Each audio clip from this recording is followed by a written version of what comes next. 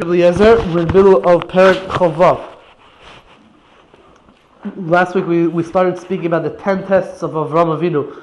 And the mission of us says that certain Israelis just asked about Avraham Avinu, but the mission of us in Perek Hey does not specifically speak out what were the 10 tests of Avraham Avinu, and that is left for the Mefarshim to speak about, and the Rishonim and other such people. And Pirkei Eliezer is one of the opinions that goes through the 10 tests of Avraham Avinu, like we spoke about last week. You didn't get a chart, so here's a copy of last week's chart. You want one? Sure. Yeah. So just a quick recap of where we're up to. We're up to the 4th test, but we'll quickly say over the first test was that when Avraham Avinu was first born, so he was hidden under the ground because Nimrod wanted to have him killed. The second test was that when Avraham Avinu destroyed the idols of his father, so Nimrod's Beis Din Paskin that Avraham Avinu should be incarcerated in jail, was put in jail, and then afterwards he was thrown into a fiery furnace and survived. That was the second one. The third test was all this happened in Avraham Avinu's hometown, Ur Kasdim.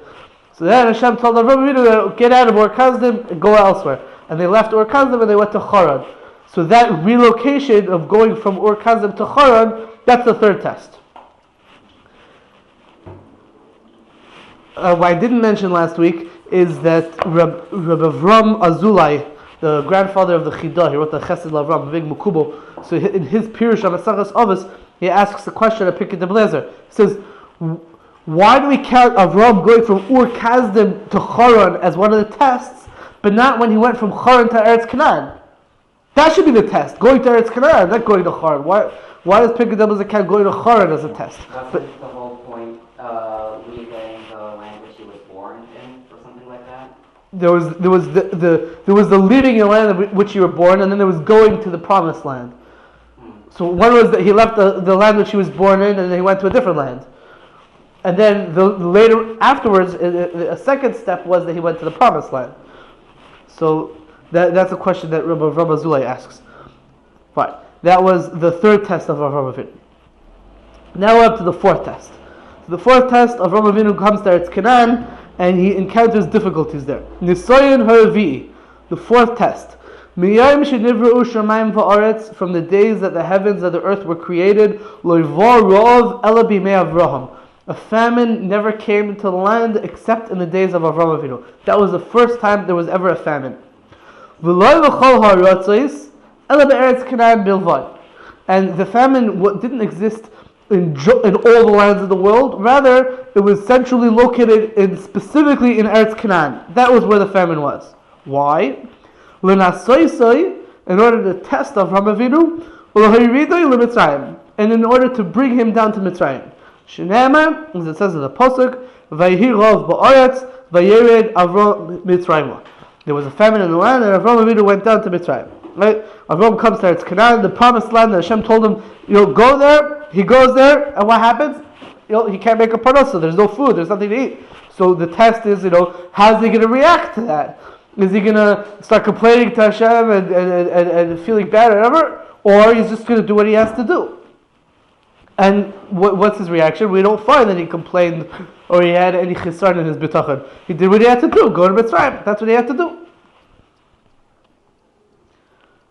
Now, interestingly, we said that this was the first test. This was the first famine that ever existed in the world. So the Radal brings in the Medrash in the Bereishis Rabbah, the Medrash of Bereishis Rabbah goes through. There were 10 historical famines in the time of Tanakh, and 2 of those famines were from before the famine of Avraham Avinu. It says in the Pasuk, it says in the Medrash that in the time of Adoration there was a famine, and it says again that in the time of Lamech there was a famine.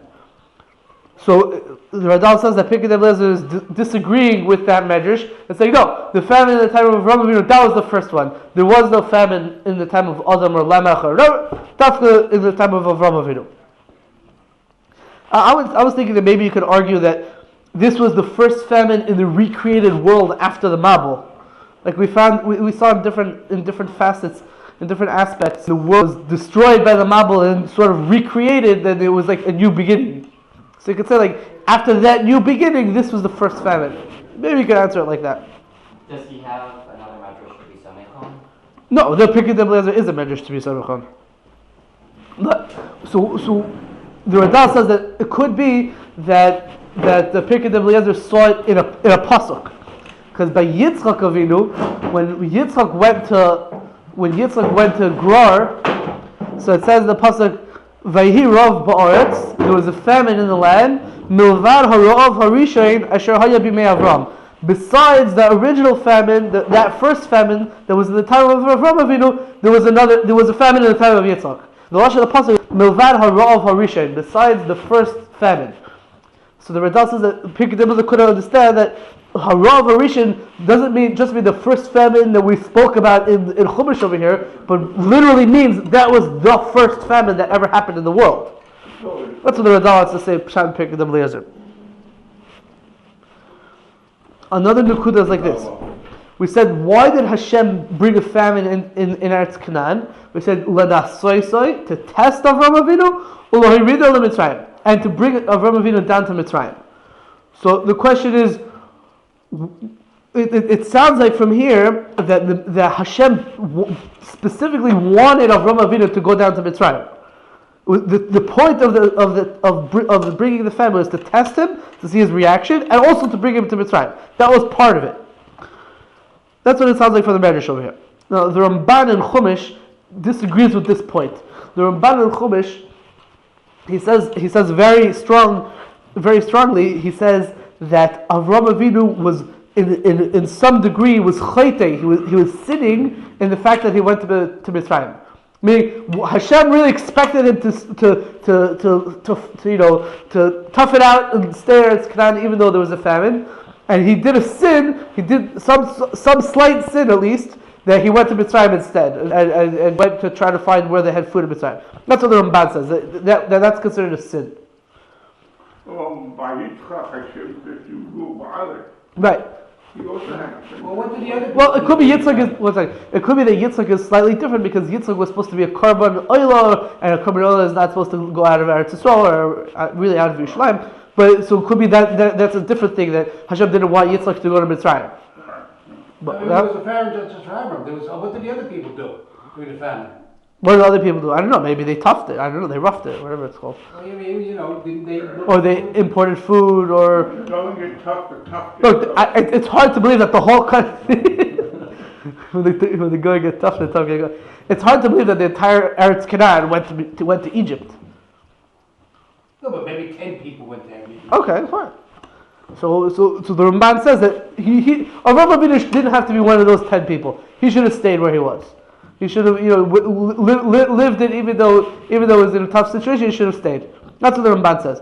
So somehow or another, next week we'll see, or in 2 weeks we'll see that there's a famine in Canaan, and Yaakov Avinu somehow or another has food.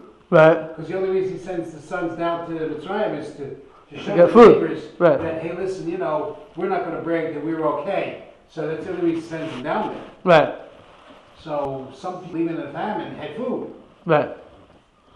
Okay, it could be they had a special bracha. I don't know exactly how it worked over there, but so the Ramban is basically arguing head to head with what it says in Pirkei Eliezer. Pirkei Eliezer said Hashem wanted to bring him down to Mitzrayim, and the Ramban is saying no, Hashem didn't want him to go to Mitzrayim, and it was a sin that he went down to Mitzrayim. And the Radal brings a Zohar, and he wants to say that there's two opinions in the Zohar, and one goes like the Pirkei Eliezer, and one goes like the Ramban. The Radal has a whole shtickle Torah about it over here. But what I wanted to bring out was a different point, that the Rashash Mesachas Avos on that Mishnah where it says that there were 10 tests of Avraham Avinu. So the Rashash brings down this Ramban that says that Avraham Avinu was sinning in some way, that he didn't go down to, that he went down to Mitzrayim, and the Rashash says that according to the Ramban, you have to say that the famine is not one of the 10 tests, because if it's one of the 10 tests, he failed. Right? So the Ramban, so the Rashash says that according to the Ramban, the famine is not one of the 10 tests. Now the problem is, as I mentioned last week, the Ramban in his commentary on the Chumash, he doesn't explain what the 10 tests are. But they recently printed a ksav yad of a drasha from the Ramban called Drashas Teres Hashem Tvima, and in that drasha, the Ramban himself speaks out specifically what were the 10 tests. And over there, as we see on the chart, oh, you didn't get a copy of the chart. Here's a copy for you. In number 13. Number 13. 1 second. Somebody got a copy of the chart that has only one side. Did you get only one side? No? Okay. I made a mistake. Okay. On number 13 is the Ramban, and Nisayon number 3 is the famine. So you see that the Ramban himself counted the famine as one of the 10 tests. So I don't know what to do with the Rashash anymore. I think what you would have to say is like sort of hair splitting. You would have to say that the test was to see his reaction, not to see his reaction vis-a-vis Hashem. Is he going to complain to Hashem? Is he going to make a chesar in his bitachon? Is he going to bring him to a lack of bitachon? That was the test. What he does, that necessarily wasn't really part of the test. Like Hashem didn't really, him going to Mitzrayim isn't considered failing the test, even though it wasn't considered the right thing. You have to say something like that. What? Wasn't it a Pharoah and his bitachon? Maybe he was doing. I hear it could be that would be considered the proper hishtadlus. If he felt that's what Hashem did to me, so that's the situation that I'm in, as opposed to saying like, "What, oh, Hashem? How can you do this to me?" Or I don't believe that Hashem really sent me to Eretz Canaan, or something like that. And he was saying, "No, Hashem sent me to Eretz Canaan. This is the situation, so I'll go to Mitzrayim," as if this is all considered what Hashem wants me to do, all part of it. Okay, so that's the third test, the fourth test. So going to so you can't, if he says, "Why Hashem sent me to Eretz Canaan," you can't combine the two. It's actually one test then, because then sending him to Canaan, and then there's a famine. It's combined. If you say, "Why you send me to Canaan," then he's going back to the first test, or the test of going back. I heard. Let's face it. Sometimes I lose my job or something like that. It doesn't mean I lose my. Doesn't mean you lose the cool. No, I lose my cool, all right, but it doesn't mean Hashem isn't Hashem anymore. Right. So I don't think a famine is such a big deal. Right. It happens. Famines happen. They're natural occurrences. Right. Well, not before now with the. Well, according to Pignoza, this was the first time it ever happened. But yeah. No, but you could always expect that something might happen and you're not going to be able to get food. Yeah, I hear what you're saying. Even now we daven for food and for parnasa, every day. So obviously it's an ongoing problem. Right. In Saturday Tshuva we make special brachos for parnasa. So parnasa is an ongoing thing. It's no big thing. It just happened to Avraham. It happens all the time. I think it's a bit different when famines. It's talking about people dying, starvation. Like they don't have like a little plant to eat, anything, not water, anything. They're gonna die. So bringing Avraham to a place where there's famine. So it's like, why do you bring me here? Okay, so that reverts back to the first test then. Yeah, so you make me, exactly. So you're making me go to another place. So why bring me here? Why bring me here? Maybe he was brought there. It could be the first test was just the traveling itself. Yeah. And then the second test was like, are you going to stay there even despite the situation? I can hear why they're not two exactly the same tests. Is that what you're saying? Just thought, why not have him go down there? Why not to Chicago? Because he had to see where his children were going to be for 200 years. So, just like he showed Abraham that he was going to kill everyone in Sodom, so too he was going to show him, look, this is where you will be in heaven. He told him, your children will be avadim. Right. I don't know if Avraham Avinu. We can't say that Avraham Avinu knew that that's where it's going to happen. No, but he knew. But that's not right. I'm not saying that he's showing him Dafka. You're just making him familiar with the idea. I hear it. It's what? My salvation. Right, so when Avraham Avinu going down to Mitzrayim foreshadows Klal Yisrael going down to Mitzrayim in later years. We're in Perek Chavav up to the words Nisayon HaChamishi. Page Reish Chav Beis in your print. Fine, so that's the fourth test. They just came out with a new one. The fourth test of the famine. Some guy, I just saw it yesterday, the other day, some guy wrote... What? He what? Some guy. Who what? He wrote what? He wrote a whole... Based on our lectures that he downloaded. From Torah downloads.com, he got our shiurim and he... No. Very good. In Hebrew. Fine. We're up to okay. That was the fourth test. Now up to the fifth test. The fifth test is going to be that Sarah was taken by Pharaoh, the abduction of Sarah by Pharaoh. And I argued last week, and maybe we'll see it a little bit this week. We'll see it this week, and we'll try to see it. Am I right or not? That the Medrash, one of the Mepharshim I just saw says it explicitly. We're going to say that the fifth test is that Sarah was abducted by Pharaoh. But also included in the fifth test was when Sarah was abducted by Avimelech. Those two stories are considered the fifth test. Yeah, we'll see. We're going to see that the Medrash talks about it, and then it starts Melech. Nisayon HaChamishi. The fifth test, Shenilkacha Sarah Ishtay Leisha. That Sarah, his wife, was taken to Pharaoh as a wife. When Pharaoh took Sarah, we're going to see that he brought her a ketubah and everything. He took her as a wife, not as a concubine, and Pharaoh decided he's going to marry her. Do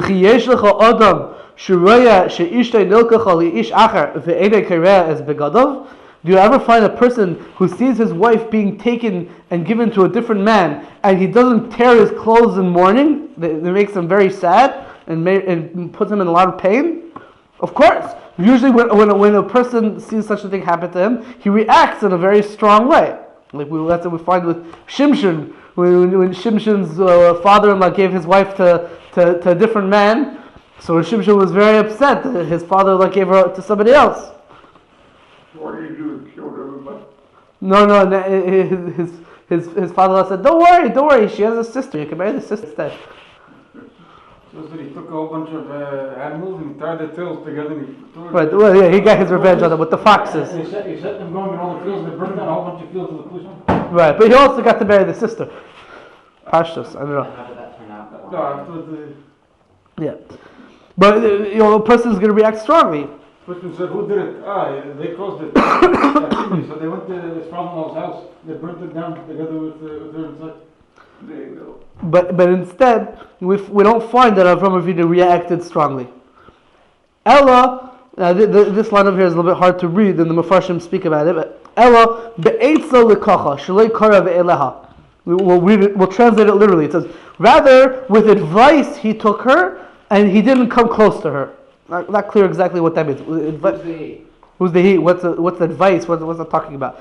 So the way the Marzu explains. First of all, the Rav Chaim Falachi says that we don't know how to understand the real understanding of this line in the Pirkei Avos. Chaim Falachi says we don't know what it means.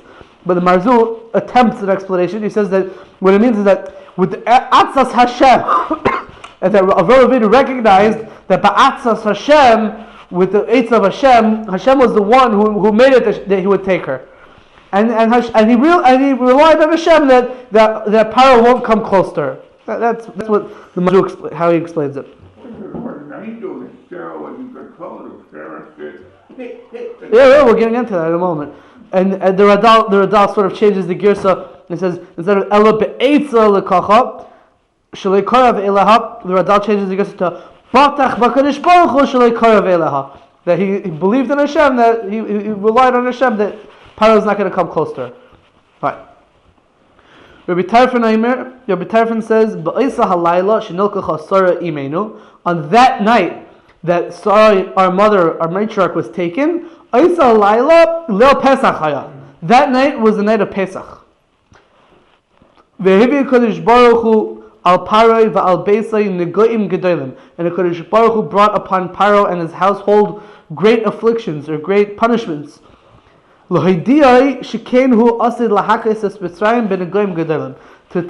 inform Pharaoh that this was going to happen in the future, that he's going to smite the Egyptians with great afflictions. Shneimar, it says in the pasuk, "Vayinaga Hashem es Paroi negoim gedolim." That Hashem smit Paro with great afflictions.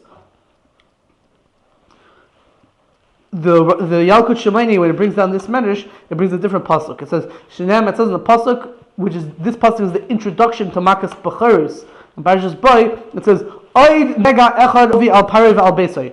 One more nega, one more plague I'm going to bring upon Paro and his household. Right? So the Zayis Ranan, which is the Pirish from the Magid of Rav on the Yalkut Shemaini, the Zayis Ranan explains that the mashmos is the word oid nega, another plague, meaning as if to imply that Hashem had already brought plagues to Paro and his family in a different context, not talking about the exodus of the Jews. And what context is that? That was this story when Sarah was abducted by Paro. That's the way the Yalkut Shemaini brings to this medrash. Now, there's an interesting discussion over here.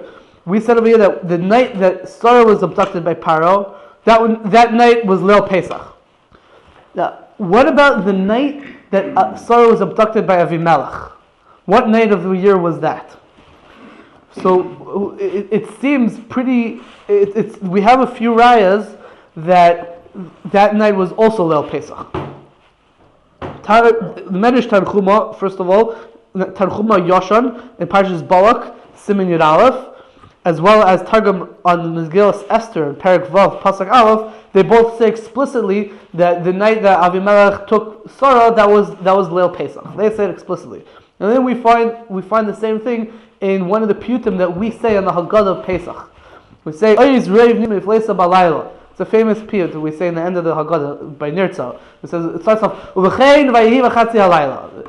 Now we're going to speak about different things that happened in the middle of the night, and lists off a whole bunch of stories that happened in the middle of the night. Now the question is, all those stories that happened that the piyut mentions, do they only happen in the middle of the night, or did they also happen in the middle of the night, dafka on Leil Pesach? So it happens to be that most of the stories, it's pretty clear that they did happen on Leil Pesach. So the question is moot, and there's only a few instances where it's questionable whether it happened on the night of Pesach or it didn't. But the fourth stanza in that song, which is, by the way, it's a very old song. It's written by a Paitan named Yanai, who lived in the time of the Gemara. His name is Yanai. I think he lived in Eretz Yisrael in the time of the Gemara. So the piyut writes in the fourth line, Danta Melech Gror b'chaloim Laila. You judge the king of Gror in a dream at night. And the Barbanel, in his Pirush on the Haggadah Shel Pesach, he writes that all the things that are mentioned in this piyut, they all happened on Leil Pesach. So according to the Barbanel, it comes out that Sarah was abducted by Avimelech on Leil Pesach. So just like we said over here in the Medrash, that Sarah was abducted by Paro on Leil Pesach, Sarah was also abducted by Avimelech on Leil Pesach. Okay. Okay, so let's go weiter. Rabbi Shua ben Korcha Omer. Rabbi Shua ben Korcha says, Me'ahavasoi oisa, Paro kosav lo b'shtar ksuba kol mamoinai. Because of his great love for her, Paro wrote in the shtar ksuba all of his money. He wrote down in the ksuba that he's writing away all his money for her. The Radah has a slightly different wording. It says, Paro me'ahavasoi oisa kosav. It's the same thing. It's just different way of conjugating the sentence. But what did he write? Ben Kasef, Ben Zohav, Ben Avodim, Ben Karkois, whether we're talking about silver or gold. In Mitzrayim, we always write silver before gold. One of the Mefarshim says because in Mitzrayim they had more silver than gold, even though usually gold is more precious than silver. But yeah, I speak about that a little bit in my Sefer on Yevamos. Ben Avodim, Ben Karkois, whether slaves, whether real estate, he wrote all of that to her. Because of as Eretz Goshen lachuza, and he gave to her as an inheritance, specifically as an inheritance, this land of Goshen. Lefichach Yoshu Yisrael be'Eretz Goshen shehi shel Sarah imenu. Therefore, when the Jews would later come down to Mitzrayim, they would settle the land of Goshen because the land of Goshen belonged to Sarah imenu. That's what it says here in the Medrash. He gave her gold and silver and servant slaves, The Radal says that when the Yalkut Shemaini brings down this medrash, so it adds the word, besides avodim, it says ben shfachis, female slaves, maid servants. Over here it doesn't say female slaves, just avodim, which are male servants, male slaves. So the Radal says that it makes more sense to say female slaves, because what's a woman going to do so much with a male slave? Usually, for a woman, you give her a female slave, and she helps her with whatever the duties the woman has. Like we have them in the Mishnah in Mesachos Ksubas, in Daf Testament Beis. So the Mishnah says, like if a woman gets married and she brings in one female slave, so that female slave takes care of these responsibilities, and she's also taking care of these responsibilities. And then the Mishnah says if she brings in two, so she splits the responsibilities like this, and if she brings in three, different ways of splitting the responsibilities between the woman and her personal female slave. One question. Yeah. Why Pharaoh didn't say, "Oh, like a toes, give me back the things." Oh. Everything I put in there, like silver. So let me tell you a story. There was once a couple that were getting married, and they wrote a t'nai when they were getting married. When they wrote a t'nai in their marriage, that the husband is going to bring for his wife, he's going to bring her an eved. She wants an eved. He's going to give her an eved. That was the t'nai in the ketubah. So fine. So they get married, and a few days after the wedding, so the woman says to her husband, "Where's my eved? We made a t'nai. You're going to give me an eved. Where's the eved?" So he says to her, "Don't worry, the eved's coming." Fine. The next day, there's a knock at the door. She opens the door, and there's a little midget standing there by the door. So she says, "Who are you?" And the midget says, or whatever, I don't know, it's not politically correct to use the term midget, no? You have to call him like the vertically challenged. So the short Whatever. And no one's gonna sue you. It's not a So the short guy, he says, "What do you mean? I'm your Evan." She says, "You're not an Evan. You're a little pig squeak. You can't be an Evan. You're a little short guy." No, I'm your Evan. So she turns back to her husband. She says, "Look, we made a stipulation or condition with our marriage that you're going to bring me a slave, an Evan. And what do you bring me? You bring this little midget guy. He can't do anything. I need someone to lift the table, lift the refrigerator, or whatever, help me out with the house. This guy can't do anything. He's not an Evan." My husband said, "Look, he has all the dinim of the Evan. He's Mamish, Evan Kanani, Mahadrin. He has all the halachas of the Evan. I said, I'm going to bring you an Evan. I got you an Evan." And she says, "What is it?" "Okay, fine. We're going to Beis Din. We're going to Beis Din. I want to annul the marriage." "No, Mekach tos. Mekach tos. You're supposed to give me an Evan." "What?" Mekach tos. It means it was A wrongful sale. It was a sale under false pretenses that I didn't know what I was getting. So they go to the Beis Din, and the Beis Din discusses it. Mekach tos, right? So they go to the Beis Din, and they're discussing. The guy he's a short guy, but Maisa he's an Evan, right? He said he's going to be an Evan. He brought an Evan. And the other guy, the other Dayanim are saying, "No, but he's not really. No, he's an Evan, but like, what's he going to do? He can't really help her out." So in the end, what do? The Beis Din Paskins, the halacha is he's considered an Evan, and it's a good marriage.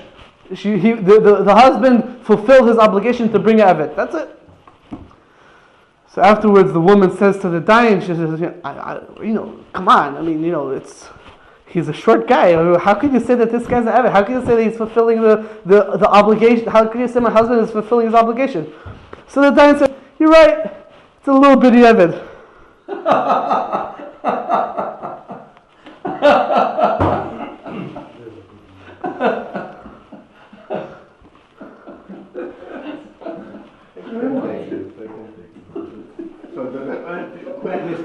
Tell the jokes from now on. Then they had the Civil War, and then he got freed. I know the punchline wasn't worth like the whole long story. Yeah, that's not worth. Because I think so long, I thought it was serious. Anyway, okay, so why wasn't it a Mekach tos? So it's a good question. First of all, the Radal it seems to be the Radal is saying that the Radal seems to be saying that really it'll end up that Sarah gets all these things: the gold, the silver, the land, the real estate, the avadim. She gets to keep all the stuff that are listed, but that the t'nai was that she only gets to use it as long as she's his wife, or like as long as she's living under him. But once she's no longer his wife, so then she's not going to get to keep all this stuff. Now the question is, what are we saying about Eretz Goshen? It says the fikach because Pharaoh originally wrote that Eretz Goshen should go to Sarah, so therefore the Jews settled in Eretz Goshen when they came to Mitzrayim. But why did the Jews get Eretz Goshen? All these things went back to Pharaoh after Sarah died, after Pharaoh died. Why should they keep it? So it's a good question, and it's an interesting point over here that the Ramami Pano speaks about. The Ramami Pano was a great Italian sage. Lived about around a little bit before the Arizal. I think he lived a little bit before the Arizal. He writes in a sefer called Kanfe Yoina, Chelik Daled Siman Samech. He has a little twist on what happened over here. It says that after the whole story that Pharaoh, it was revealed that she was really married to Avraham Avinu, and Pharaoh took her, in a way that he wasn't supposed to take her. So really, Pharaoh was obligated to pay damages to Avraham Avinu. He messed up the family. He gave him a bad reputation. He forcibly kidnapped her. Whatever. It wasn't so nice. So he really has to pay her as a damager, as a mazik. The halacha is that a mazik has to pay mimeitav haaretz, mimeitav sadehu. He has to pay from the choicest of the land, the best of the land. So the Ramami Pano says that besides the fact that when he wrote his ketubah to Sarah, Pharaoh gave her Eretz Goshen, which that's going to go back because he's not really going to marry her, but he still ends up giving her Eretz Goshen as a way of paying for the damages, because Miteras Mazik, because Eretz Goshen was the best of the land of Mitzrayim, so he's giving her the best of the land because that's what a Mazik is supposed to pay, the best of the land. That's what the Ramami Pano says. It's an interesting point. Is that also why Abraham left Mitzrayim with a lot of money and a lot of Yes. wealth? Yes, that's what we're going to see in a minute. Yeah. Rav Yosef Chaim mi Baghdad, also known as the Ben Ish Chai, so he has a sefer on Chumash called Oid Yosef Chai. The beginning of Parshas Vayechi, he has like a whole lengthy discourse about this. He doesn't mention Ramami Pano by name, but he mentions this idea. He speaks the whole thing about it, about how Eretz Goshen was like the land of kedusha within the tumah of Mitzrayim. There's a whole thing about it. Interestingly, the Radak in Sefer Yeshua, in Sefer Yeshua, when it talks about the names of different places in Eretz Yisrael, so there was a name of a place called Goshen. Perek Tazvav Pasuk Nun Aleph in Sefer Yeshua. So the Radak says that Eretz Goshen, that's where the Jews lived in Mitzrayim. It's really part of Eretz Yisrael. So like everyone is like, what? That place in Mitzrayim, how's that part of Eretz Yisrael? It's very hard to exactly understand what he's talking about. The Pashup Pshat is that I remember when we drive from New York to Lakewood. So there's a town in, I don't know if it's in New York or it's in New Jersey. There's a city called Goshen. Neither. It's neither. Where is it? Not between New York and Lakewood. Where is it? It's either on the road between New York. The Catskills? The Catskills. It could be. Or it's by Vineland. By Vineland. There's somewhere in New York. There's a city called or a town or a village called Goshen. It's in Orange County. Okay. In Middletown. Yeah.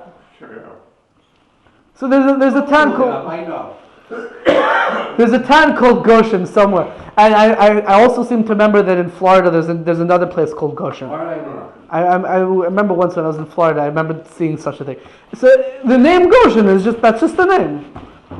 To say that it's Tafka that same place, but that's what the Radak says. It's interesting. Like in Gittin, like different name for the Torah, but it's like there's a bunch of places with the same name. Yeah. Reker and Chager, whatever. Reker and Chager. Is it a religious town? I don't know. Probably originally probably was. They got it from the Bible then. Yeah. Yeah, probably. You sure it's not on the road from to Lakewood? He's gonna check. It's not down the 9? It's not on the 9? It is on. No. It's whatever it is. It's probably south of Lakewood. South of Lakewood. South of New Lakewood. York or New Jersey? Take your pick. You want to argue with me about geography? Dude, what's faster, to New York or by train? From where? That's a joke. No railroad. Where? I can't see. Tell me where it is. It's Goshen. It's off Route 17 or Route 6. It's on the way to the Catskills. Okay. 109, all right? It's on the way to the Catskills. I just remember coming across. I don't remember exactly There's a road where. sign that says Goshen, but Route 17, when you go to the Catskills, you don't actually pass. You have to leave Route 17 to go to Goshen, because once I did, because I just wanted to go there.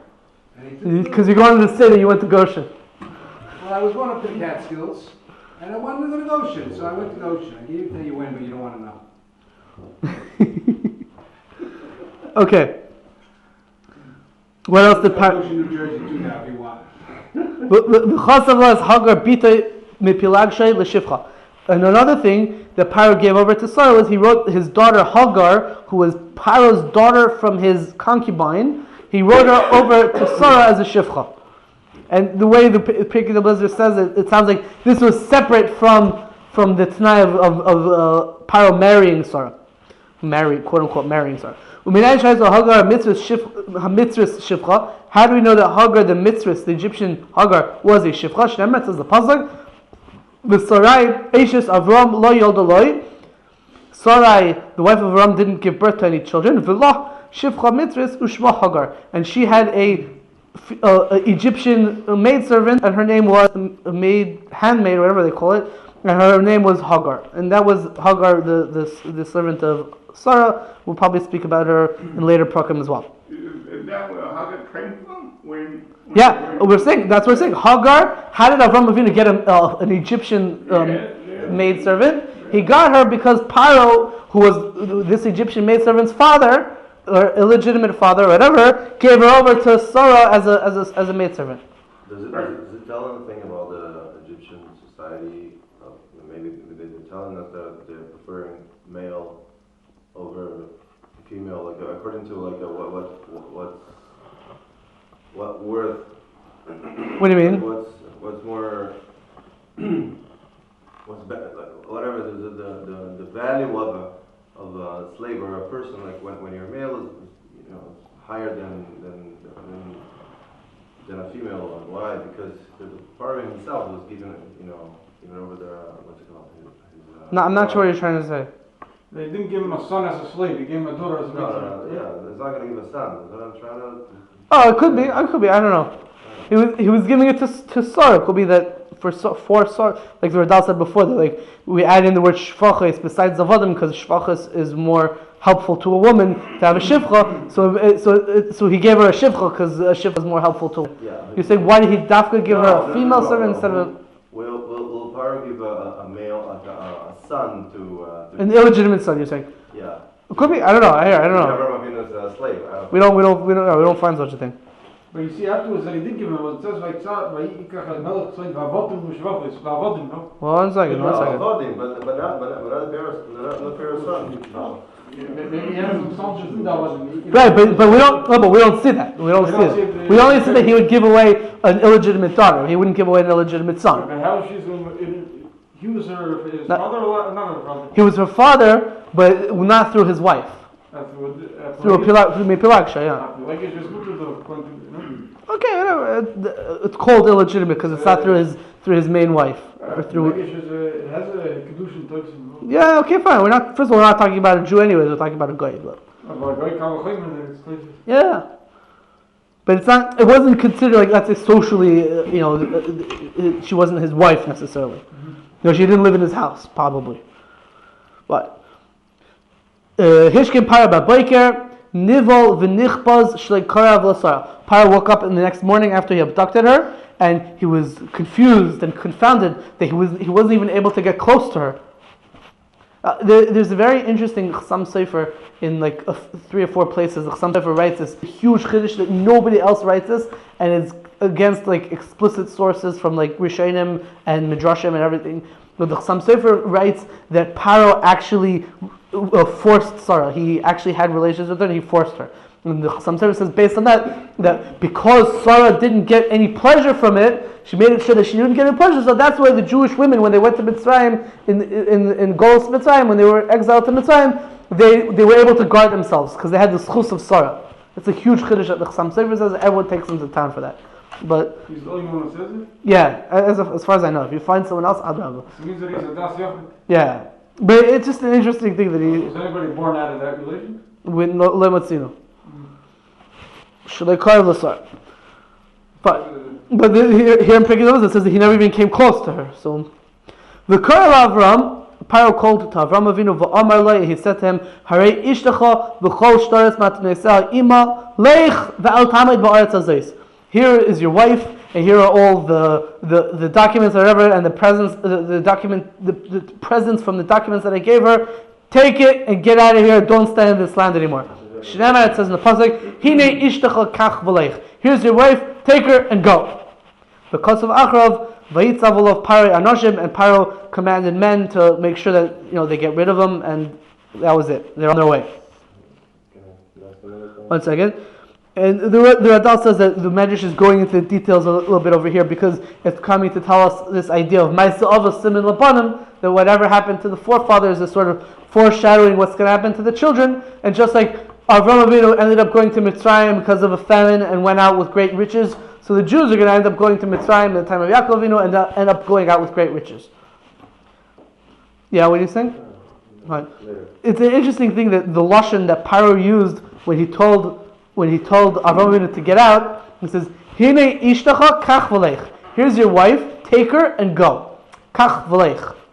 It's a two-word phrase. Kach v'leich. Take and go. This two-word phrase, kach v'leich, only appears once more in Tanakh.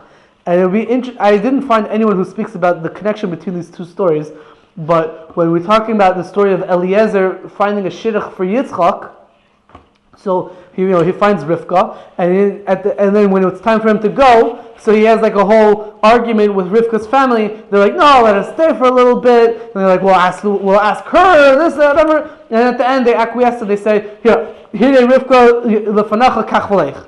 Here's Rivka in front of you, take her and go. It's the same expression, kach v'leich. I'm just wondering, like, what if any is there? It would be the connection between these two stories. Basul died. He's Right. dangerous. Right. So what are you trying to say? They saw that he's there and Basul dies. So I mean, this guy. They don't want to mess around. They don't want to mess around. Goodbye, guy. You're not in trouble. You're bad luck. Why arguing in the first place? They're there for a couple, until whatever, until dawn, and until discussing the whole thing. Then they realize Basul's dead. Yeah. Maybe. Oh, Yeah. Could be. I don't know. But That's the common denominator between the two.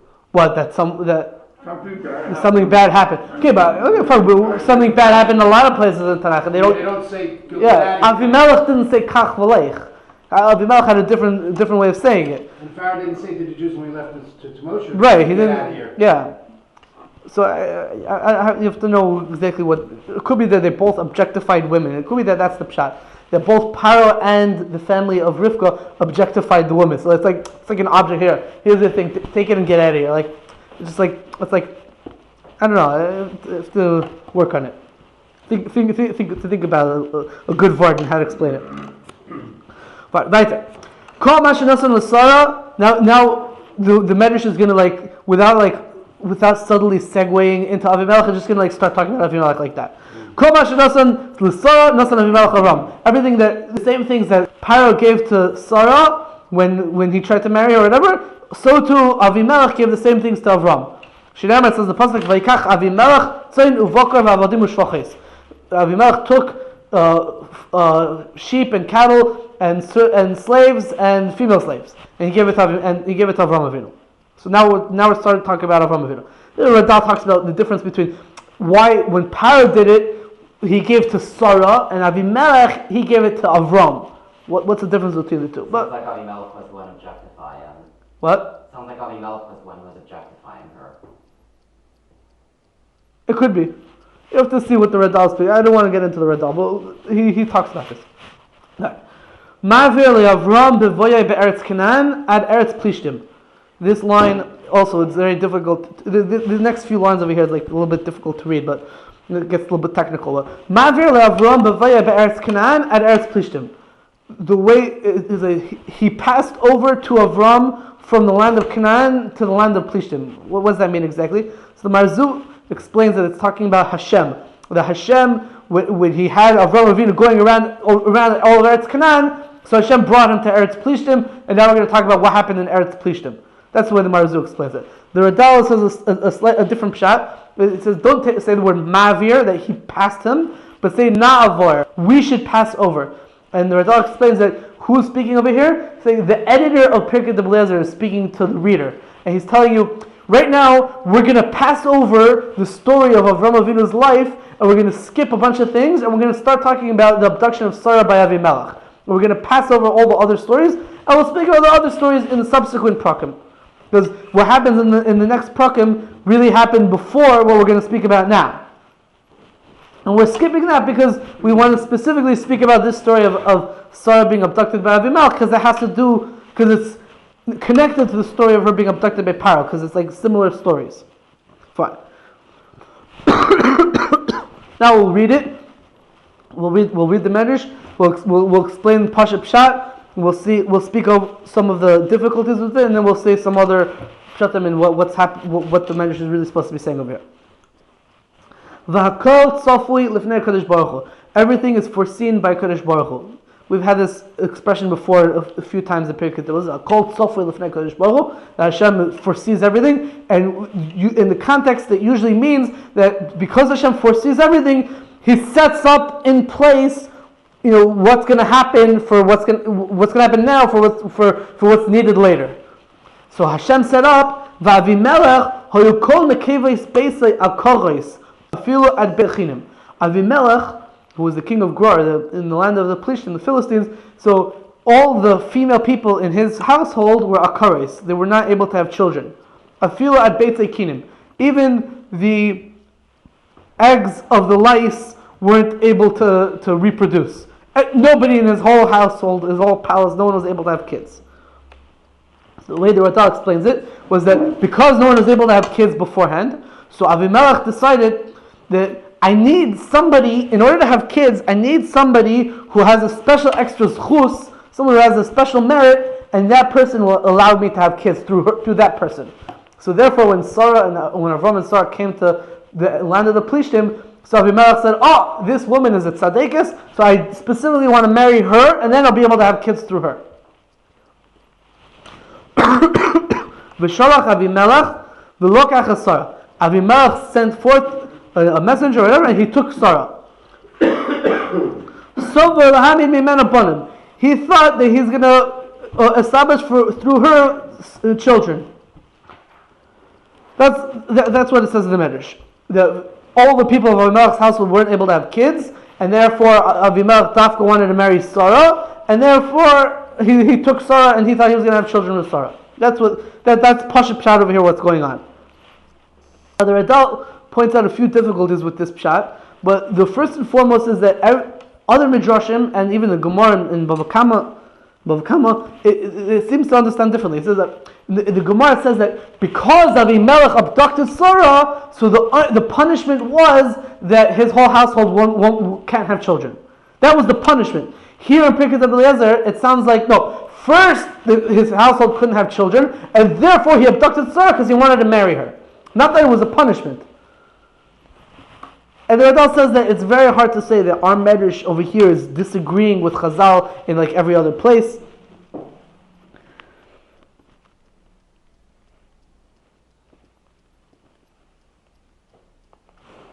Say that. So what's the pshat over here? So the Radal changes the girsa, and the Marzu changes the girsa. Rabbi Yomi Israel asks the question. I don't think he changes the girsa.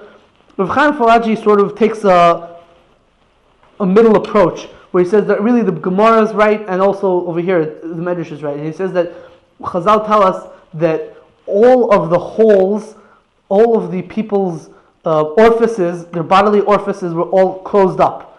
All the Plishtim, their bodily orifices were closed up. Meaning their ears were stuffed, their noses were stuffed, their mouth, they couldn't eat. That's what happened. So the Rav Chaim Falachi suggests in Parei suggests that before Avraham Avinu came, they just couldn't. Only their rechem, their womb was closed, that they couldn't have children. After Avraham Avinu came and Avimelech abducted Sarah because he wanted to have children with her, then he got a punishment that not only was the wombs of the women closed, but all the orifices of all their bodies were closed. That's what Rav Chaim Falaji suggests. For how long? Until Avimelech released Sarah, and then Avraham Avinu is going to daven for her. And then. How long did that take? What? How do they survive? How did they survive? It was a nace that they were able to survive. Because if you can't breathe, then you can't survive. It didn't last that long. He got the message fast. Yeah, he got. It lasted at least overnight once, because he saw it in a dream. What? But wasn't he speaking? Oh, so a friend of mine asked Rav Chaim Kanievsky that question. Was he, like, writing it down? My friend wrote this in his Sefer Derech Chaim on Al Torah. He wrote this question. He sent this question to Rav Chaim Kanievsky. So that we find in the Psukim that there's people talking and listening and speaking. There was a conversation over there. So how can there be a conversation? You can't hear, you can't speak. So Rav Chaim Kanievsky said you have to say that not every single person got afflicted by this. Like there were some people that had it and some people not. That's what you have to say. But right, it's a good question. But now the question is what happened afterwards. After Sarah and Abraham left Abimelech. Yeah. Were they able to have children or not? Yes. We're going to get to that in a moment. We'll see that at the end of the parak. Fine. So the Radal suggests reading it like this. He says reading it like this. It says that Hashem took him wherever, or Avraham Avinu went from Eretz Canaan to Eretz Plishtim, or now we're skipping over from Avraham going to Eretz Canaan to when Avraham went to Eretz Plishtim. And then the next line is supposed to say, V'sholach Avimelech lokach es Sarah sover lahamid mimenu bano. Avimelech sent forth a messenger to take Sarah because he wanted to have children with her. And then the next line is, V'hakal tzofur lefnei Kadosh Baruch Hu. Everything is foreseen in front of Kadosh Baruch Hu. What did Hashem put in place? Yorad Michol HaMalach. And we're going to see the next part is going to say that Michol HaMalach came and threatened Avimelech, etc. That's the way the Radal says it. The Marzur has a slightly different twist on it. The Marzur says that the way you're supposed to read the message is like this: that Hakol Tzofui Lefnei Kadosh Baruch Hu. Everything is foreseen in front of Kadosh Baruch Hu. Sholach Avimelech v'lokach es Sarah. Avimelech sent forth a messenger to take, and he took Sarah. He thought he was going to have children with her. Lefikach, therefore, Hayakol Nekevis Beisa Shel Avimelech Akores. Therefore, all the females in the house of Avimelech were akores, they weren't able to have children, meaning that there was a product or a punishment of the fact that Avimelech abducted Sarah. And Marzu says that Avimelech, what was Avimelech thinking? He says that because Avimelech knew that Sarah was going to have children, because the Malach said to Sarah, that Sarah's going to have a child. So everyone knew about that nevuah somehow, and for some reason they didn't know that she was married to Avraham, but they knew that there was a nevuah that she's going to have children even though she's 90 years old. So Avimelech saying, "Oh, I'll take her as a wife, and she'll have children through me." It's a little bit difficult because according to the Marzul, Hakol Sofli Lefnei Kadosh Baruch Hu means that Hashem saw a way to bring them a punishment after the fact. Usually, Hakol Tzofli means that Hashem did something beforehand, which is going to affect something that's going to happen later. So it's a little bit difficult to put it into that lashon. Now, what are you saying, Rabbi Pomerantz? I thought Rashi understands it like that. Rashi that it was because. That's the pasha. That's the Gemara in Bava Kama. Because he took her, he got an einish. But there was his understanding it the opposite way. So the question is, what was changed before they were settled down? And after they balance, so what changed? Nothing changed. What? After the Abraham brought them. Oh yeah, we're gonna see. Right. Yorad Michol HaMalach v'sholav Charba lahargay. Michol the Malach came down to Avimelech and he took out his sword and he was ready to kill Avimelech. Omar Loi, so he said to him, Zed din mishpat emes lahargeni b'ma shelo yadati. So Avimelech said to the Malach Michol, he said, this is the truth, this is the justice of Hashem. You're going to kill me over something that I didn't know. Shinama, it says in the pasuk, Goy gam tzaddik ta'aroig. Are you going to kill a tzaddik? Are you also going to kill a tzaddik? I mean, Avimelech is saying about himself, I'm a tzaddik. I didn't know that she's married. So you're going to kill me over something that I didn't know about? I'm a oinus. We say oinus rachman patre. You have to know if we say that by a goy, but what? That's why I said Michal. Oh, 1 second. He said that she's my sister, so that's why I married her. I didn't know that they were married. So Michal said to him, no, Hashev Eshes Aish ki Navihu. Return the wife of the man because he is a Navi. Umimchol Lomad. And you're going to say, you didn't know? No, he learned from you, that he should lie to say that she's my sister instead of saying straight out that she's my wife. From you, he learned that that's what he has to do. Why? Because Adam Shabala'ir, a person who comes to the city, Al Iske Achila Shalinoisai. About matters of food, they ask him. You're visiting the town and say, you need something to eat. How can I help you? Where are you sleeping? Where are you eating? Etc. But who's that girl with you? That's your wife or that's your sister? You don't start asking questions like that. You start asking, you have arrangements, you have this, you have that. You don't start asking who's this girl with you. From the fact that you start asking who's this girl with you, I saw that you're not such upstanding people. So I decided I had to lie and say she's my sister because I was scared. Maybe if I say it's my wife, you're going to kill me and marry her. So I said that she's my sister because I see what type of people you guys are. So Rabbi Epstein pointed out, why did Hashem send the Malach Michal?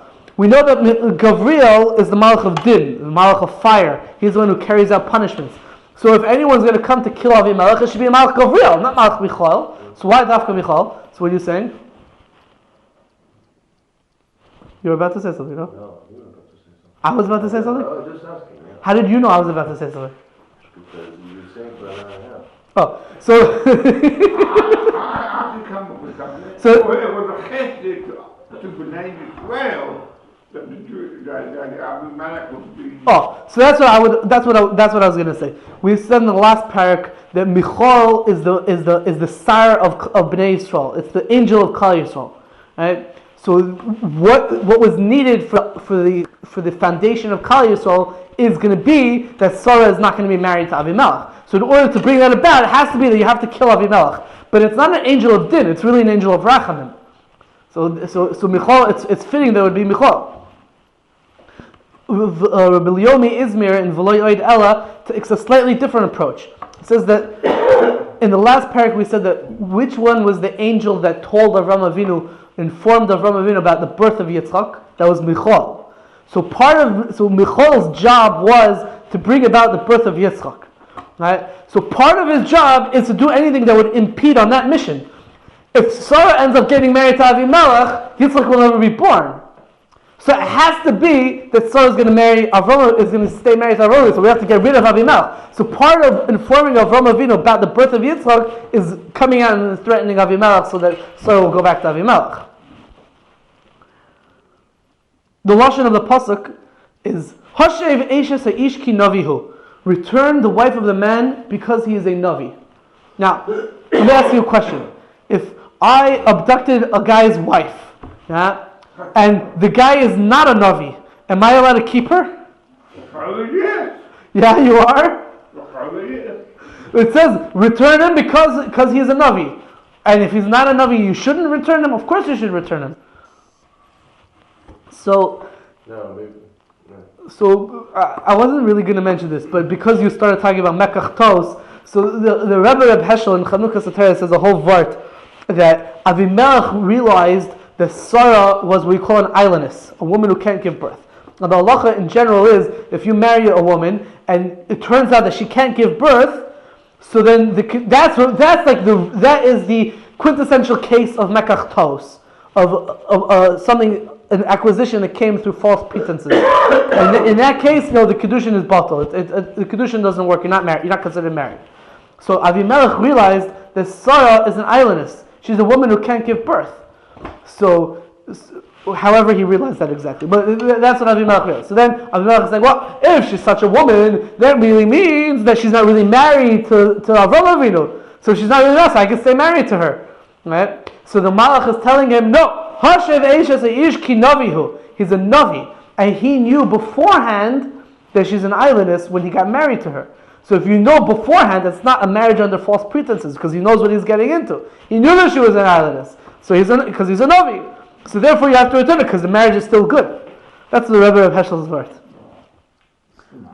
What? Still not sure the Hafech. It's still mashma hafech. But if he wasn't, No, because if he wasn't a Navi, then you could say that she's an islandess, the kedushin is batal, and then Mimela you can keep her. have to return, Right. Only because she's an islandess and there's no kedushin. Yeah. Yeah, fine. It's it is matrimony. Yeah. She waited with it. Well, that's the word from the Rebbe of Heschel. What is this? What was I going to say? There's another word. I meant to say this one earlier tonight. Another word from the Rebbe of Heschel. It says that the story of we mentioned before that the story, according to some Farshim, the story of Sarah being abducted by Avimelech happened on the night of Pesach. Right? Now the Gemara in Shoshana, Daf Yud Aleph, I think it was. The Gemara in Shoshana says that everyone agrees that Yitzchak Avinu was born on Pesach. Right? Now, if Yitzchak was born on Pesach, and this story happened on Pesach, that Sarah was abducted by Avimelech on Pesach, that's 12 months. Yeah. So the question is, Rashi in the beginning of Parshas told us, it says, V'elo told us Yitzchak ben Avram ha'lidas Yitzchak. So Rashi said, why did the Torah have to tell us Avram ha'lidas Yitzchak? We know Avram ha'lidas Yitzchak. We're talking about the descendants of Yitzchak. We're not talking about the descendants of Avram. So why did the Torah have to speak again of Avram ha'lidas Yitzchak? So Rashi famously says that the Leitzanei Adar, the scoffers of the generation, were saying that really Sarah became pregnant from Avimelech. And really Avimelech is Yitzchak's father, not Avram Avinu. That's what Rashi says. So the question is, how could the Leitzanei Adar say such a stupid thing? The story with Avimelech happened 12 months before Yitzchak was born, not 9 months before he was born. So, of course you can answer, yeah, they're Leitzanim, they're jokers, they're going to say whatever they want to say anyways, even if it doesn't make any sense. That's one thing. But the Rebbe of Heschel, this is brought in Chanukah Satira in the back, in Kuntrus HaAchron and Chanukah Satira. It brings a story about the Rebbe of Heschel. It's also brought in the new Eitzris Rabbeinu Rebbe Heschel, Chanukah Satira Chadash. It's a new sefer, they have it over here in the shul. By Gadash Shal Pesach on Vayihi B'chatzi Alayla, on the period that we said before. So he says that there's an opinion in the Gemara that says that what's the halach in a case where you have a couple that's married and the husband goes overseas and 12 months later the woman gives birth to a child. Is the kid a mamzer or is not a mamzer? So the Gemara says Rabba Teisfa, one of the Merim, his name was Rabba Teisfa, he says the kid is not a mamzer because sometimes it happens that a kid will stay inside the stomach for 12 months. So the question is do we paskin like that opinion? We don't paskin like that opinion. It's a whole shiloh. But the Rebbe Pasha says from this story and that Rashi, it sounds like we do paskin. Because how could they say that the father is Avimelech if the story happened 12 months before?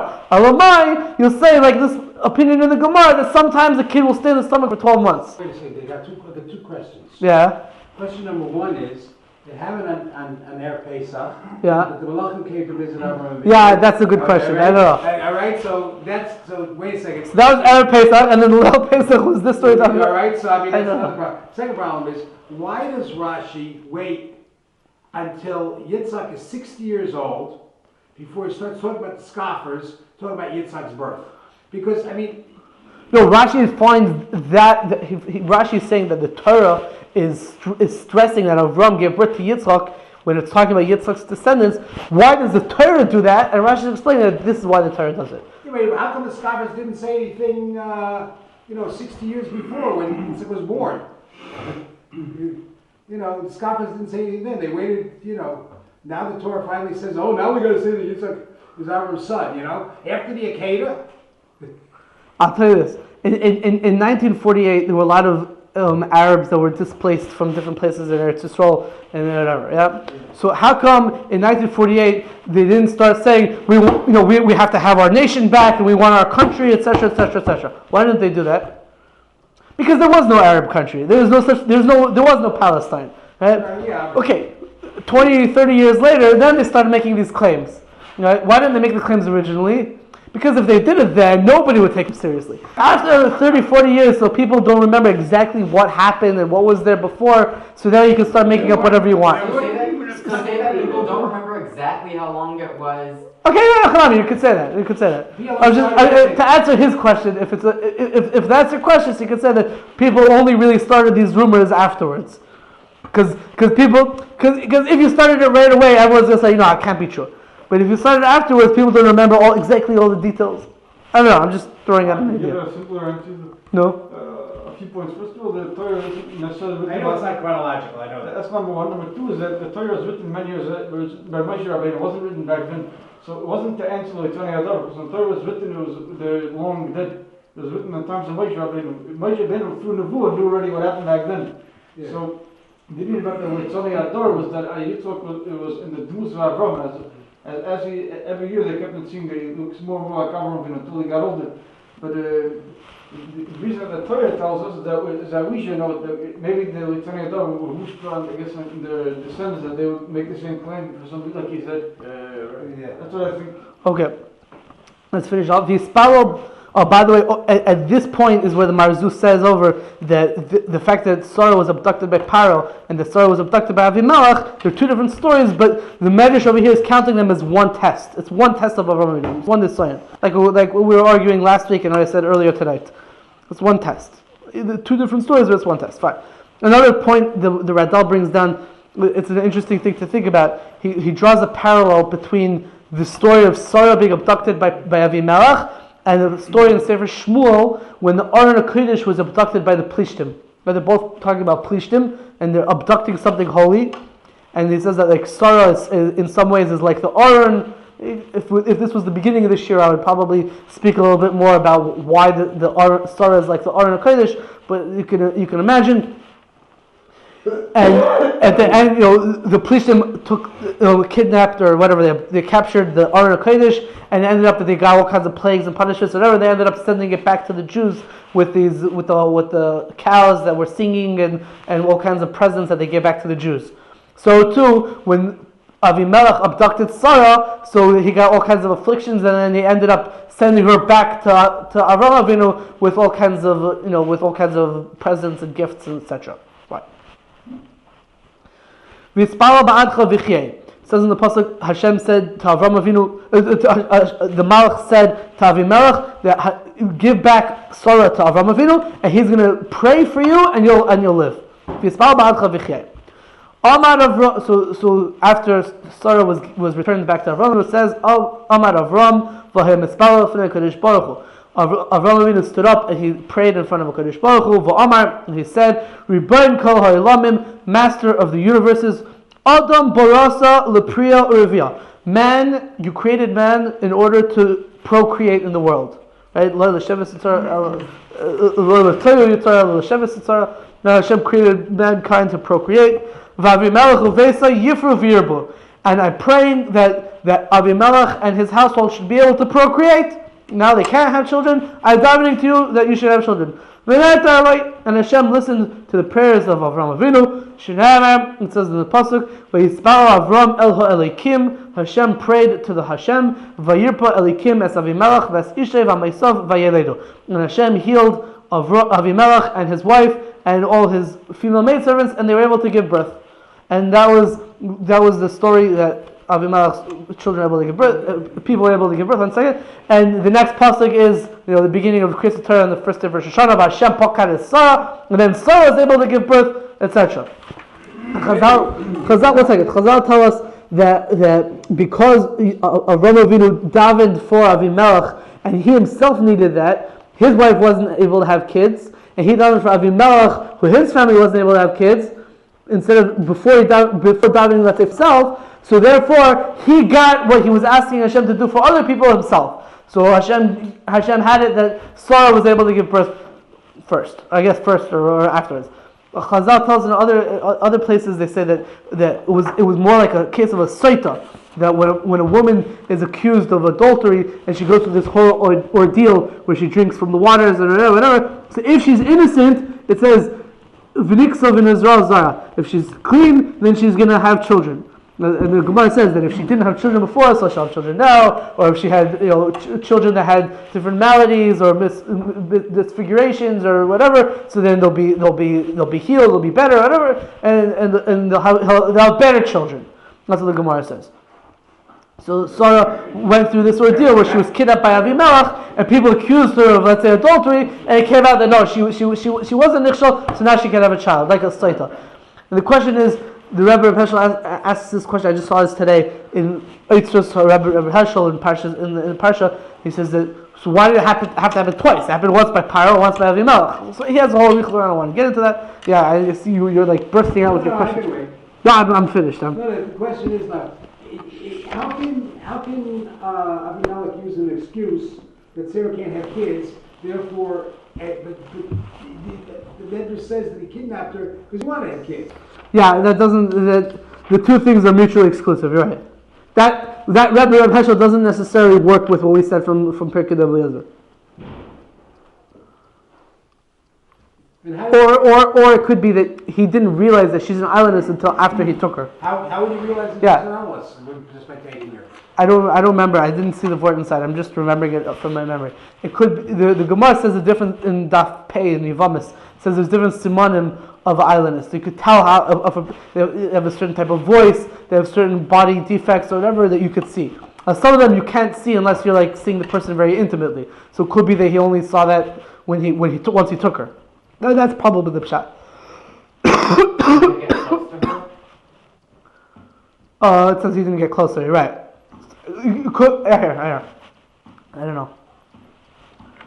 Nowadays, you can't tell if a woman has a hysterectomy. Well, maybe she told him. Yeah, I hear. Maybe she told him. 70 something years old. 90 years old. 90 years old. No, but again, she's 90. But the police team this happened well before Ishmael even. No, it was after Ishmael. No, this happened the year before Yitzchak was born. This is the year before Yitzchak was born. Yeah, but it's So Ishmael was She was 89, 90. Well, police team was well before. 11 or 12, yeah. The stories of Ishmael. No. She was 89, 90. Yishmael was already 12. Yishmael already had bris. It was special. Okay, any other questions? All right, a good